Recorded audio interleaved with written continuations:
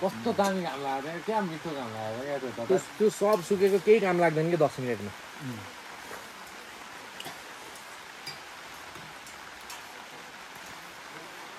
कसम पानी खेलेर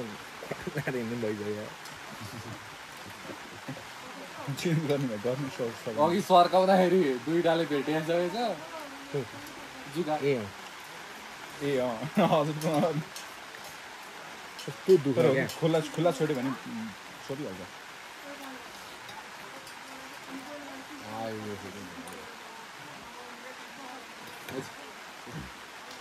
खान्छ बिस्कुट खाने बगान बिस्कुट तर ट्रेकिङ हिँड्यो होइन है हजुरलाई त लाग्छ होला अब धेरै हजुर हिँड्यो सबै बिसाउने ठाउँहरू चाहिँ लगभग जस्तै हुनु कि जुन ठाउँ पनि मतलब थिम के जस्तै लामो बस्ने ठाउँ होइन यस्तो टाइपको स्ट्रक्चर किनभने सबैभन्दा इकोनोमिकल त्यही हुन्छ त्यही भएर जुन ठाउँमा पनि त्यही हुन्छ विदेशहरूमा गयो भने यस्तो बस्नु मान्छेहरू बस्छ भनेर राखिन्छ गाडी तलतिर हेर न बस राख्दा खाएर उयो बस्नु हेर न बस्नु बाहिर मान्छे बजाउँदैन नि त कहाँसम्म पुग्ने हो हाम्रो हजुरहरू सरहरू माथि रातमाटे रातमाटेसम्म पुग्छ होइन हजुरलाई कति लाग्छ यहाँबाट यहाँबाट 1 घन्टा तेर्छ भनेपछि 3 घन्टा 10 मिनट रातमाटे पुग्न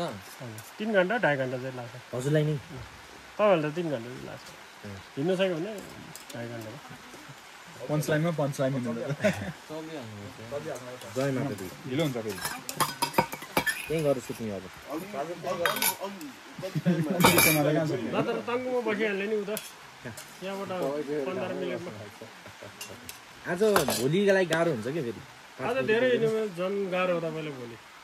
आज रेस्ट गऱ्यो भने भोलि सजिलो हो फेरि एकै दिन हिँड्न सकिँदैन आज माथि पुग्नु हामी त्यसपछि तपाईँको आज त हामी धेरै हिँडेकै छैन नि त फेरि कहाँबाट तल बसमै हो कि बसमा मोटरसाइकल बसमा 12:30 1 बजीतिर हिँडे 2 3 4 5 3 घन्टा त हिँड्यो हिँड्न सक्ने रहेछ त्यो ट्राई गरौँ न उज्यालो हुन्छ होला 7 बजीसम्म 7 बजीसम्म चाहिँ उज्यालै हुन्छ एक्जस्ट हुन भन्दा चलिरहेछ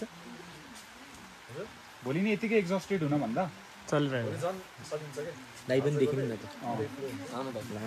हाम्रो दाइले हामीलाई बाटो बताइदिनु भयो अब फेरि मेरो ताङ्गुमा होटेल छ कि अनि तपाईँहरूलाई व्यवस्था राखेको छ